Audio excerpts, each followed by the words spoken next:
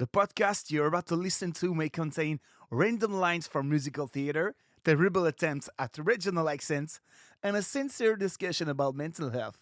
You have been warned. Are you ready to start singing with your feet? Formidable! Allez, c'est parti!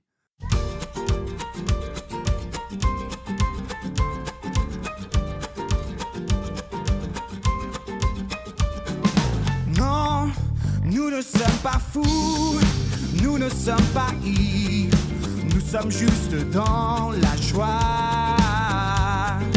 Une joie profonde, nos cœurs elle inonde. Cette joie, elle vient du ciel. Non, nous ne sommes pas fous. Welcome to Sing With Your Feet. My name is Lily Fields, and I'm going to be your fairy godmother for what's going to end up being, yet again, an extra long episode. About this time of year, you are going to find, everywhere you look, lists of gifts to buy for every single different person in your life. It's fun to look at these lists, sometimes because they really do contain ideas that I would never come up with myself. But giving you a list of possible gifts is not what your fairy godmother wants to do today. What my desire this week is to help you think about the people you love, or the people you need to find gifts for, and determine how they like to receive gifts. Not, mind you, what they want to receive, but how they like to receive gifts. I sometimes wonder if I'm making this unnecessarily complicated, but when it comes down to it, I think that recognizing that people are complicated is a way to unhook ourselves from the peg of their reactions. Being a student of the people we love can help us understand them better, and understanding them better can help us love them better. Last week, I mentioned briefly that my husband loves to give surprises, and I loathe surprises. That is just one of what I like to call the gift receiver templates. Each template is a spectrum of two opposites on which your loved ones may fall. The names are not terribly creative, and I'm going to go ahead and list them for you right now. Quantity or quality, sentimental or practical, and surprise or anticipation. We are going to sandwich our conversation of the templates with two other topics which might be of help to you as you navigate this holiday season. The troublemakers, and lastly, the often uncomfortable subject of money as a gift. So let's get started. Part 1, the troublemakers. Last week, I reminded you that if you are going to be buying gifts for anyone this year, it would be a good idea to start making your list, which, because you are a perfectionist, you probably have already done. Am I right? I'm willing to bet that there are a few people on that list for whom it is easy to come up with gift ideas. Those are probably people who know how to receive a gift with grace, and for whom you usually have a little to no stress relationship in the giving. Easy peasy. Those people are adorable, and we love them, and we can put them on hold for a moment while we consider the other people on our list for whom finding a gift can be a chore. Remember last week we talked about the love languages and gift giving? Well, right now, I want you to consider those difficult to buy for people and remind yourself that even they have a love language. One of the love languages is that of gifts. All of us, at some point in our life, give gifts, even if it isn't our primary love language. But listening to and learning to speak someone else's love language can increase everyone's experience of this unavoidable part of the holiday season.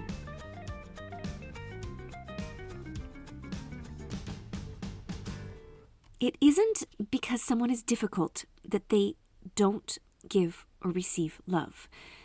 They may be troublemakers, but they are troublemakers that we love. And sometimes there is a reason that they are difficult to buy for. Being a courteous gift giver to the people we dread giving gifts to might mean, possibly, making a few small sacrifices and perhaps even risking our own discomfort. But the payoff might just be fantastic. So one of our troublemakers is the disappointed or the unhappy receiver. Do you have one of these? It's not always an audible grousing, or like we'll see in a minute, a spouting of sarcasm. It can just be a polite smile and the folding away of a gift into its wrapping. I want to remind you, as I've been doing throughout this holiday season, your self-worth must not hang on someone else's reactions. You are not a failure if someone does not react enthusiastically. There might be all kinds of reasons behind a less than enthusiastic response. Do not take this personally. Do not, in the moment, suggest, oh, you can return it if you don't like it. You don't know what's happening inside their head at that moment, so let the person breathe a little bit. Their disappointment is not about you. Please remember that. There is so much involved in receiving a gift. There's the receiver's imagination. Whether they intend it to or not, it gets engaged in the process. All of their baggage and their past experience influences what they're imagining, and we're not privy to all that. We just see their faces and the way they returned the gift to its wrapping. Last week, we talked about what our own ideal gift would be and whatever that thing is that would respond to our deepest need. Well, that desire to see something fulfilled is like an itch that we want to have scratched. And every little package under the tree is something that, as a receiver, we imbue with the potential to scratch that itch. That disappointment you may sense might just be the realization that nothing tangible can scratch their itch. Your gift may be thoughtful and wonderful and desirable, but it cannot fulfill a person's deepest need. Do not attach that kind of responsibility to the gift you're giving. Be careful, once you've given a gift, to let the receiver have a moment to wrestle with their thoughts. Don't jump in with your own insecurities. The next troublemaker is the sarcastic receiver. Ooh, this person I have a ton of trouble with. It won't matter what you get them. Their reaction will be one of, oh, great, more socks, or yay, what a surprise, cigars again.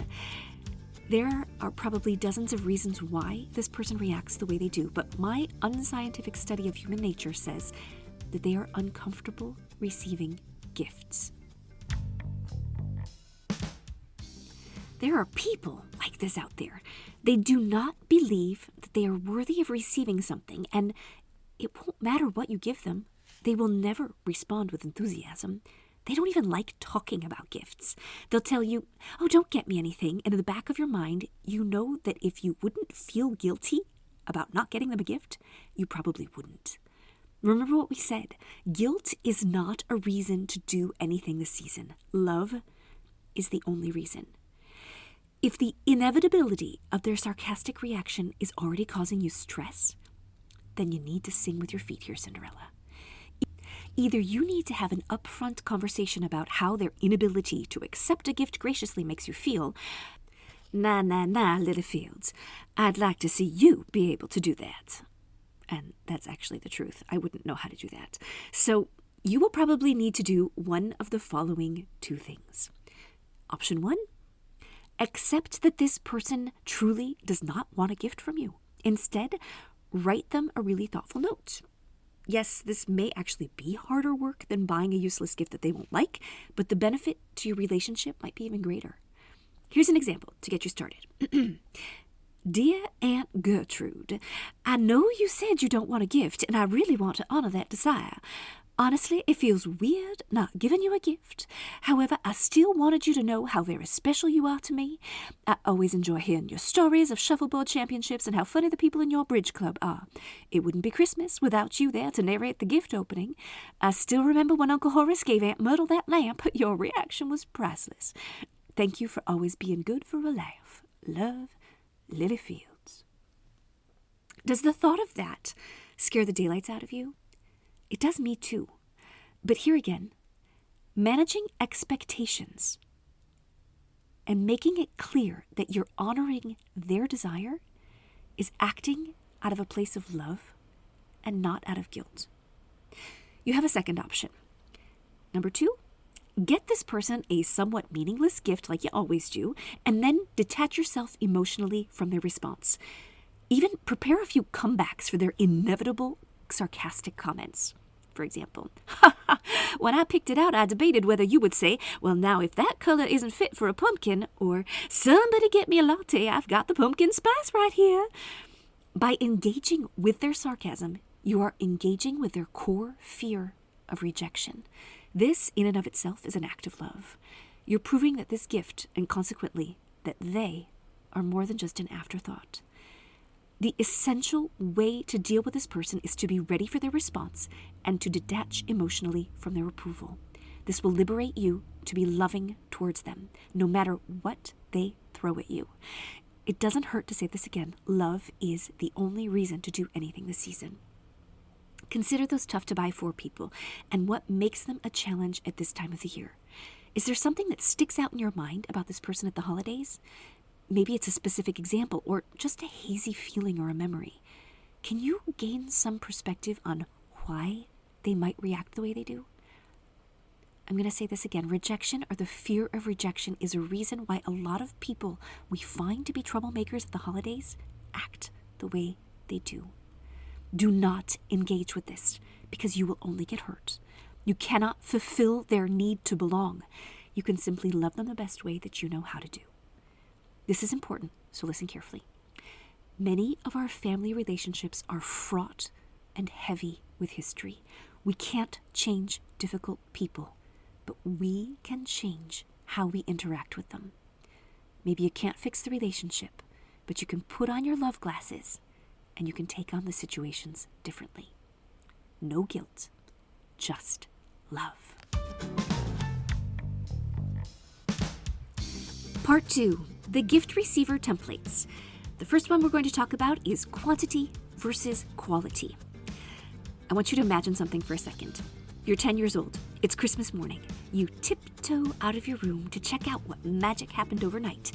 Even though you don't really believe in all that hocus pocus, you're still hedging your bets. In scenario 1, there are dozens of little gifts, mountains of little surprises just waiting to be unwrapped, a large number of which have your name written on the package. In scenario 2, there are a few gifts, just a very few, but the boxes are huge, like possibly the size of a new 10-speed bike huge, or a Playmobil airplane and control tower huge. Which one of these scenarios gets your inner child excited? Which scenario would you have preferred to come across on Christmas morning? You're the only one hearing your answers, and even if I could hear your answers, this is totally a no judgment zone. Both tendencies are completely valid. True story. One year for my birthday, when my indulgent husband and I were scrimping and saving to pay for law school without going into debt, he gave me, quite possibly, the best gift I have ever received from him. And he is the one who, many years later, gave me an iPad Pro for Valentine's Day. So let's consider exactly how great this gift must have been, okay? I remember seeing the pile of gifts on the kitchen table, beautifully wrapped and ribboned. Some were flat, some looked like cylinders. There were probably about 6 of them, but we had a tiny little table for 2, and they took over the whole table. The illusion of quantity got my little child's heart all a pitter-pattering. When I got to work that day and the requisite happy birthdays were all set around a pretty cake that I had baked, one of my colleagues asked me, "So, what did you get for your birthday?" And with genuine pleasure and authentic enthusiasm, I replied, "Better Homes and Gardens, Martha Stewart Living, and Real Simple." The looks on the faces of my colleagues took me off guard. "You got magazine subscriptions for your birthday?" one curious colleague asked. "No, silly. He gave me 2 of each." You see, my indulgent husband knew that I loved to get lost on Martha Stewart's farm and study her calendar. I loved the closet organization strategies, closet porn, I call it, in Real Simple. And Better Homes and Gardens, well, that's just for fun. Hours of sitting on the couch and dreaming kind of fun.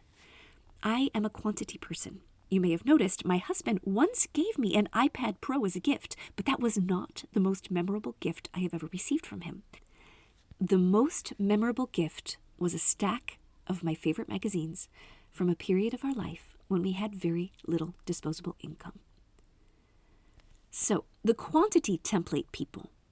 Quantity people love the potential contained in the wrapping of all those little packages. What is in the package is secondary to the quantity of the packages. To bring more joy to a quantity person, something as simple as a 4-pack of socks can be made more exciting if you, the gift giver, wrap each pair separately. Extra points for using non-earth suffocating ways to wrap gifts like furoshiki or recycled wrapping. The fact of opening a solid quantity of gifts is part of the fun for this person. While as a gift giver, you may be thinking, why bother wrapping nicely if all they're going to do is immediately rip off the paper? Well, let me counter this argument. Unwrapping is part of the thrill. Some years ago, my husband accompanied a class to the zoo where they spent some time with the macaques and their caretakers. Apparently, in order to keep the macaques interested, they hide their food in different containers, so the animals have to figure out how to open them and get their food out. Does this sound cruel? Well, it keeps the animals engaged. The animals enjoy this. That's the kind of thing you need to consider when wrapping for a quantity person. A quantity person takes pleasure in the engagement of opening the gift and the moment of uncertainty and guessing what it contains. If you want to increase the joy for a quantity person, find ways to make the experience last longer. Wrap related items individually. Include ribbons to slow the person down. Put a gift inside another recycled box that they have to open once the paper or the wrapping is off. The process is as important to them as the gift itself. When budgeting resources for a quantity person, consider the time and thought it will take to make opening the gift as exciting, if not more exciting, than the gift itself. Now, the downside to this template is that the receiver might have a feeling of letdown once all the gifts are open. This is not disappointment in the gifts. It's just a feeling of letdown. In order to assuage this letdown, let me recommend, as part of the gift, providing a little container to put all their gifts in, like a basket or a nice-sized box, so that they can see all their gifts unwrapped in a nice little mountain throughout the day. For the quantity person, consider themed gifts, like coffee lover's theme with a mug, cute sugar cubes, a specialty creamer, sweet little coffee spoons, specialty coffees, or maybe a beauty product theme with an array of products that you know they like, and maybe one of those, hair drying towels or handcrafted makeup removers, which I made for myself and I swear by them. Commercial gift baskets are great. However, keep in mind, this person likes to open their gifts. They like the uncertainty of knowing and then discovering. So if you go with a gift basket, think about wrapping each element separate. The quality template people. This is the person who, in our opening exercise, had their heart pitter-patter at the thought of the big gift. Because bigger gift or nicer gift often rhymes with a bigger price tag, it is essential to consider in advance how much money you have to spend on this person. Knowing that this person will probably never be happy with the amount of individually wrapped nail polishes like her quantity template person would be, you must absolutely take stock of your bandwidth. To have a bigger gift or a nicer gift should not bankrupt you. Remember, I hate it that at this time of the year we are obligated to put a dollar value on our affection for someone. But this is the reality we live in.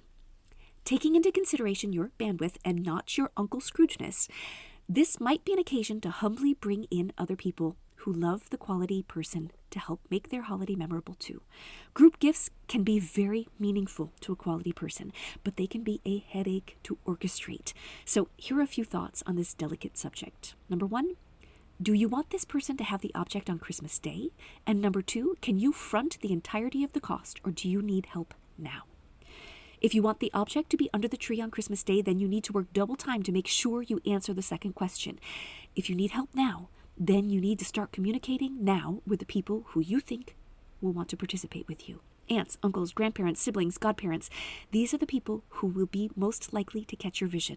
Honest, humble, authentic communication on the subject will be the most efficient way to advance. And make it easy. Make it easy for those people who want to participate financially. This means you know how much it costs and you know where you want to get it. And although I hate it, Amazon makes it really easy to send gift cards to help defray the total cost. But if, for example, you know you will get the gift from a local mom and pop shop who doesn't do gift cards, then it is your job to find out how your family can participate financially. Cash, check, the Cash App, Venmo. To make this work, you need to cast a vision for the quality person's gift. And then you need to do the hard work of communicating the vision, collecting the money, and procuring the gift. You might be surprised. Someone might have a leftover gift card or a store credit to the store where you want to buy the item. Someone might offer to go pick it up from the store and hide it in their garage until Christmas. A necessity for keeping secrets, can't we agree? A group gift, while a ton of work, provides opportunities beyond just handing over an envelope of cash to make a holiday dream come true for a quality template person. There's one very important last element to providing a gift to a quality template person in the context of a group gift: communicating the delivery of the gift to the participants. Make sure that you document the joy that the person exhibits in seeing what they had been hoping for. Take photos of them riding their new bike around the living room because they couldn't wait to get it outside.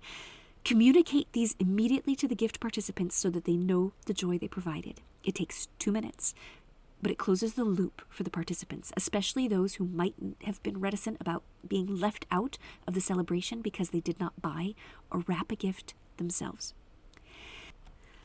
I'm going to say something, and you're free to challenge it, but I'm not really a fan of the "this is a gift for Christmas and birthday" school of thought, unless I suppose that person's birthday is within a week of Christmas. You see, while a big-ticket item might be better spread over multiple occasions, everyone will inevitably forget that this was the purpose, and everyone will be disappointed when the birthday rolls around. This is where it becomes critical to manage expectations. This is where knowing how much money you can spend on any one gift becomes critical.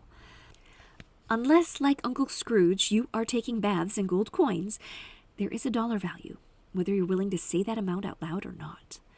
Communicating this to the quality template person on your list becomes necessary. Telling them that you are only able to put $20 into their gift this year may feel humiliating to you, but it's the truth. Setting and managing expectations will open up conversations about how to bring satisfaction to that person within your giving capacity.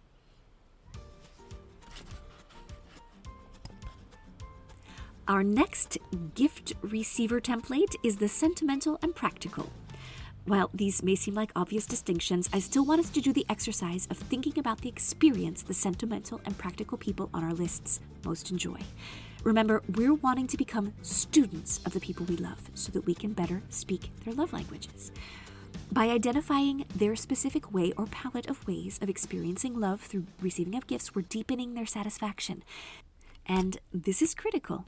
We are deepening our own satisfaction. The satisfaction of giving a thoughtful, meaningful, and ultimately appreciated gift, that satisfaction is its own reward. So, the sentimental gift receiver. This person might be heard oohing and awing about a pasta noodle necklace made by the hands of their grandchild, or a bouquet of their favorite stargazer lilies, a fact that you happen to remember, or a coffee table book about the artist whose work you saw together on your third date. What this person desires is a personal connection to the gift and to the gift giver. This becomes a stand-in for a memory or a person. A pair of socks, for example, becomes more than just a pair of socks if it is a pair of socks that has a spaceship on them, and if you, the gift giver, and the gift receiver watched a rocket launch together this year. The socks become a way for the fun memory to live on every time they put their socks on. I've already told you about my boys who, for my birthday once, gave me a set of enamel pins of the characters of The Little Prince. This gift was laden with meaning for me. It represented our favorite summer activity, which is going to a theme park. The nicknames we call each other around the house sometimes: my little prince, my little fox, and me, their Rose, and my romantic obsession with the prose of Antoine de Saint-Exupéry. I'm getting all gooey and teary-eyed just thinking about it.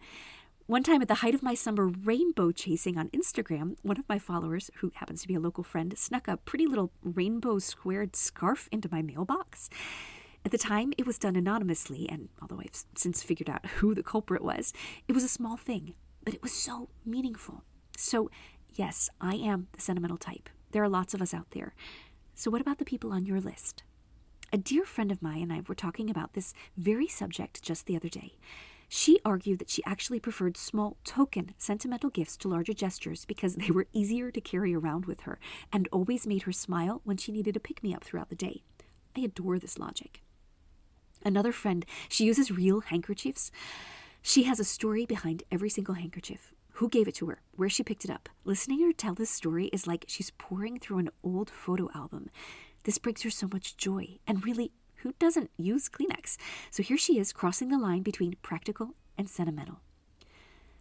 Remember, it doesn't have to be a huge gesture. Sometimes small is better. The essential is that the gift be a proxy for the pleasant memories and the emotions. So then we have the other end of the spectrum, the practical gift receiver. I nearly included this person on my list of troublemakers because they can, by nature, be more nonsense than we sentimental people. They can seem like aliens to us and can be incredibly frustrating to buy for. A practical gift receiver is often uncomfortable with sentimental gestures, like a gift for a gift's sake. This person, therefore, can have reactions that leave us feeling like we've done something wrong. What am I going to do with this? They might say. This feeling of helplessness when it comes to buying for a practical gift receiver can be compounded when the receiver is someone who already has everything they need. Many, many years ago, when I was being trained as a guest relations hostess at Walt Disney World, I worked with an ancient man named Howard. Howard was showing me the ropes, and at the end of my week of on-the-job training, he presented me with a gift, one he bought with his own money and he wrapped with his own hands. It was a basic black theme park gift shop Mickey Mouse umbrella. What Howard knew about our job and guest relations, but I did not, was the umbrella is a workplace necessity. In Central Florida, afternoon rainstorms are de rigueur, and being caught without an umbrella is a very, very uncool thing. His gift was the ultimate in practical gifts. Another friend told me about her aunt who every single year gave everyone a nice pair of scissors. Every single year, meaning you could count on the fact that at Christmas you would be getting a new pair of scissors and not feel guilty about throwing out the old pair that had gotten some sort of gooey mess on them and was no longer usable. There are items in daily life that are inherently practical, and by nature, they're things that get worn out. Umbrellas, scissors, knives are just a few examples. Not to mention the bigger ticket practical items like a vacuum cleaner or refrigerator to replace the one that's not working. Years ago, the company my father worked for gave its employees the Fruit of the Month Club subscriptions. It's like we would receive a box of different kinds of fruit every month. I don't really remember the fruit, but I do remember the boxes because I used them to store my doll clothes in for years. As an adult with my own family, I tend to think of this as a pretty cool gift. It's practical, it lasts all year, and the ultimate benefit, you don't have to go to the fruit stand for a week. I once worked at a hotel where the tradition was to give every employee a frozen turkey. This also is an amazingly practical tradition. It was practical, it was timely, and everyone could count on it. A last thought about the practical gift receiver, perhaps shifting the focus to a service rather than a tangible gift might be helpful. Maybe offering house cleaning services or a car wash subscription. This could be giving you something that the practical person might never pay for themselves, but they could totally appreciate. For the practical gift receiver on your list, maybe it's time to start a tradition. Practical people prize reliability. How can you become a reliable force in their life through the gift you live? Like Aunt Sheila and her scissors certainly became that way for my friend. The frozen turkey and the Fruit of the Month Club can do that too. Reliability can bring joy to the people in your life. Elle me fait bondir et vibrer, crier. Elle me donne envie de chanter, danser. Elle pousse à agir, donner, partager. Et tout simplement de sourire, aimer. Our last template is surprise or anticipation. This template is less about the gift itself as it is about how the receiver perceives the importance of knowing. Some people love to percolate in the mystery and magic of wondering what is going to be under the tree. These are the people who will not try, even once they have the gift in their hands, to feel around the contours of it and guess what is inside the wrapped package. And I have no idea where they find the self-discipline for this, but they do. They appreciate every last moment until the wrapping is off and the gift is fully revealed. For them, it is the joy of discovery. I call this the surprise receiver template. Others relish in knowing in advance and being able to project themselves into ownership of the gift in advance. It's wired within them to dream, to look forward to, and anticipate. This I call, quite creatively, the anticipation receiver template. So the surprise receiver is a person who hates spoilers, never skips to the last page of a book to know what happens. They let the mystery unfold. This person can be a delight to buy a gift for, especially if they are a sentimental receiver. In fact, I would argue that the sentimental surprise person is the easiest person on our list for whom to buy a gift. Knowing whether the receiver is a sentimental or practical gift receiver will help direct you as you consider what kind of surprise you want to provide. This person doesn't want to know anything about their gift until Christmas Day because the surprise receiver draws out the end reveal until the last second. How you wrap a gift for a surprise person can add to the fun.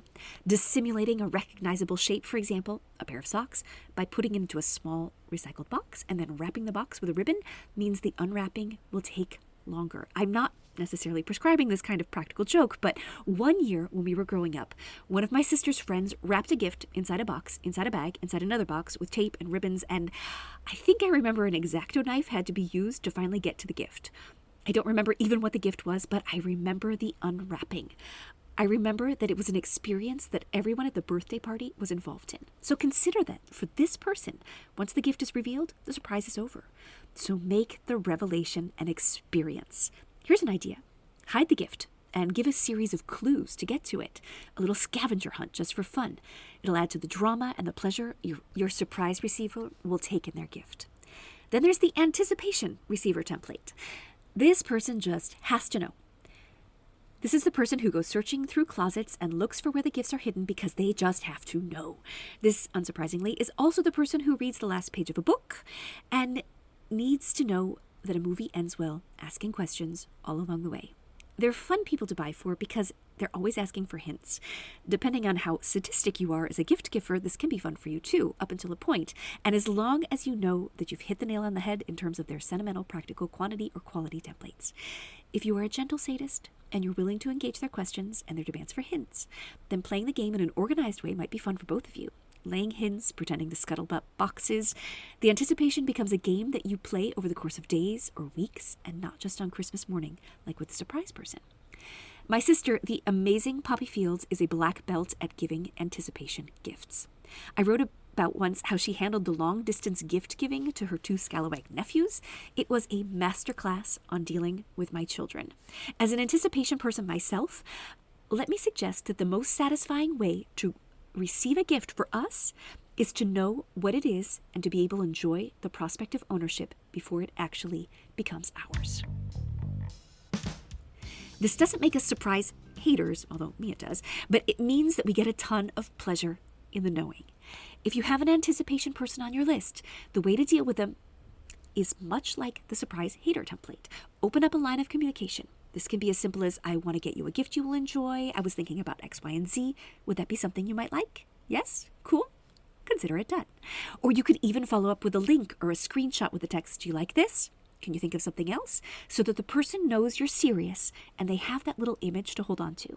The added benefit of this is, if what you are thinking isn't what they want, they can respond with a different suggestion. Create some back and forth to help choose the gift. And then, once the item is chosen, confirm with the person in a playful way, it's always more fun, that the deed is done. The confirmation is important because then the person can really let themselves go and enjoy the anticipation, increasing the satisfaction even more. Being able to return to an image of the gift is fun and exciting for the receiver who enjoys anticipation. Either a print copy or a digital photo can be a special little reminder to dole out over the course of the days or weeks prior to Christmas. What you're doing is setting expectations for someone who needs to have expectations set, as well as managing those expectations. If they were hoping for a PlayStation 5, they will know that the best your bandwidth can do is a pack of Pokemon cards. This way, they can get over their disappointment now instead of on Christmas morning. All right, part 5, giving money as a gift at Christmas. Money, as we know, makes the world go round, and it is, in many situations and for many people, the ideal gift to give at the holidays.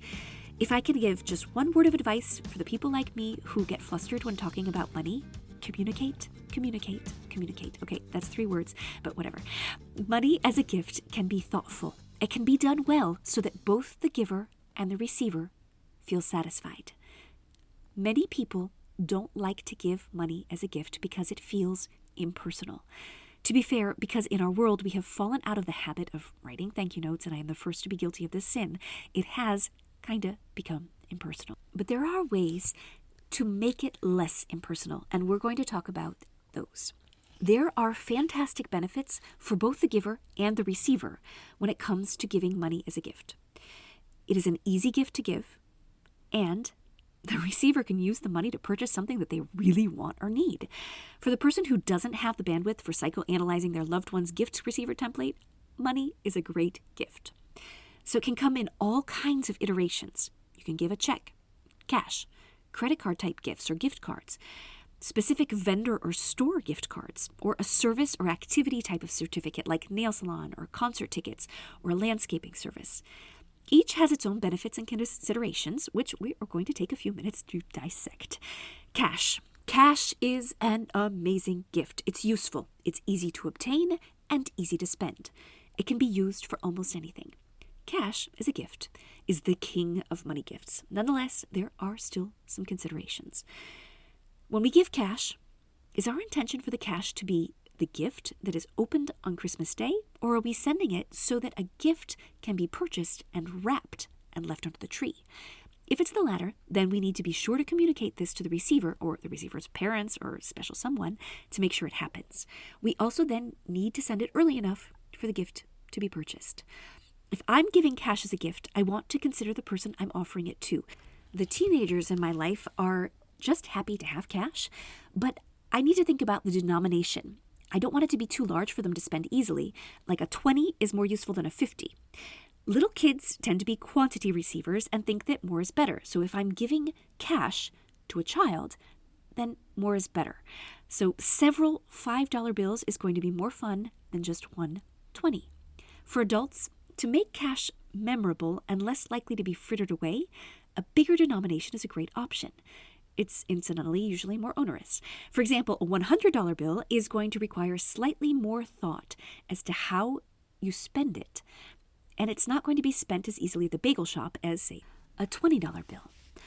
I don't know about you, but I tend to fritter away cash here and there, a cough here, a baguette there. I love it when a money gift comes in a nice envelope so that I can keep the cash separate and put the receipts back in it. I do this so that I can remember what I did with the money. It also keeps me from frittering. Thus, when I give a cash gift, I always try to put it into a pretty envelope and write the person's name on it in my best penmanship. I know, very cute. Let's move on to talking about checks. The check sometimes feels like the afterthought of money gifting. At least when I end up giving a check, that is. I am casting 0 stones. None. A check is less work for the giver, but it creates work for the receiver. Just saying. In most instances where I have ended up writing a check, it's because I was too late to run to the ATM and withdraw cash, or there was a history of mail disappearing from mailboxes. The great thing about a check is that we can write our intention for the gift on the check, if we have one. For example, this is for a new bike. What actually happens to the check is not ultimately in our hands, but we do get a moment to have our say. Checks are a step removed from usefulness. There is no widely accepted way to take a check to the store and to buy a bike with it. They are, therefore, in my humble opinion, not the ideal money gift solution. All right, then you have the preloaded credit cards. These are amazing. They feel immediate, like cash. As long as a vendor accepts a credit card, then these are as useful as cash. Keeping in mind that these often have expiration dates and fees, these would be a second choice after cash for a gift. I also want to give this in a cute little box or a special envelope so that when it's used, there is a sense for the receiver that this is something special and that it's for a special purpose. Then we have the vendor or store-specific gift cards. I read somewhere that there are billions of dollars in unused gift card value out there in the economy. This saddens me to no end. I mean, for crying out loud, there are people who could actually use that money to pay for groceries, and here it is sitting on a Victoria's Secret gift card in someone's sock drawer. This irritates me. The intention of a store or a vendor-specific gift card is honorable. It says, hey, I know you like this store. Here you go. Buy something nice for yourself on me. What I don't like is when this kind of gift is given without consultation with the gift receiver to make sure that this is a place where the person actually does shop. Let me tell you, I would 100% take a grocery store gift card over a Victoria's Secret gift card. It would be more practical, I would be happier, and it would actually make my life better. Although, here I am showing my staunchly practical side. I have zero fanciful side anymore. My children have broken me. The point is this: know your audience. Launch a fishing expedition to find out where they actually shop and what might actually make them happy or make their life better. Communicate. Make sure that they will actually use their gift card instead of it being stuck out there with billions of dollars worth of plastic living in a sock drawer. Then there's the service certificate. Oh, these are fun if they are something that, one, the receiver would never do for themselves, and two, if it's something that's easy to use. Easy rule of thumb here, if the credit is difficult to obtain, it will be difficult to use. For example, a nail salon that has never given a gift certificate is likely to not know how to book an appointment using one. If you have to switch languages in order to use the website, you might be getting in over your head. A few years ago, my brother-in-law and sister-in-law gave us 4 tickets to Europa Park, which is a huge theme park in Germany. We would never in a million years have gone there had we had to pay for it ourselves. But this gift created a very fun summer outing for us this last year. That said, the cashing in of that credit was incredibly complicated, and it required smartphone apps, and we didn't have smartphones at the time, and QR codes and Wi-Fi access and registrations, and it was so complicated. Add to that the fact that no one in my family speaks German to call someone with our questions, and we felt a little bit trapped. So if you're offering a cool vendor-specific credit, make sure that you follow up and see if they have been able to use it and offer help if you need to. Giving money is not a cop-out, and it can even be done thoughtfully. Consider the money-type gifts you have received over your lifetime. Were there some that stick out as either very complicated or very well executed? Look over your list. Which people will end up with a money-type gift? Consider their gift receiver template. Is there a way you could incorporate elements of anticipation or surprise or quantity? Do everything in your power this year to make sure that this is something that will get used. If you're going to go this route, consider how you can best serve your loved one. Try to put love at the heart of everything, even something as basic as running to the ATM instead of running to write a check. Try singing with your feet. Do something just a little bit differently than you usually would that will make the receiver feel loved. Listen, I know that I tend to intellectualize things that should be incredibly simple. I mean, how hard is it to give a gift, right? Well, for some of us, it's really hard. Some of us hang our whole self-worth on the reactions of others. And if we have learned one thing throughout our time together, it's that we cannot control other people. We can only control our own selves and our thoughts. This is where the intellectualizing comes into play. Studying the people we love under a microscope can help us relativize and give us perspective about why they react the way that they do. And it helps create some distance for us emotionally. This can be very healthy. Loving others is hard. Sometimes people are really hard to love, and sometimes it's our own baggage that makes it hard for us to feel love for others. Besides, love isn't always a feeling. Love as a verb is an investment of our time, our thoughts, and our person. We can love others by studying them, and this year we can try to interpret our findings through the gifts that we give. Please try this and let me know how it works out for you. Thank you so much for listening to the podcast. I want to give a special thank you to Seven Productions for the use of the song La Joie as the intro and outro of the show, and to Matt Kugler who sang it and Claude Ekwe who wrote it. This is your fairy godmother signing off. Just remember, it is never too late to start singing with your feet.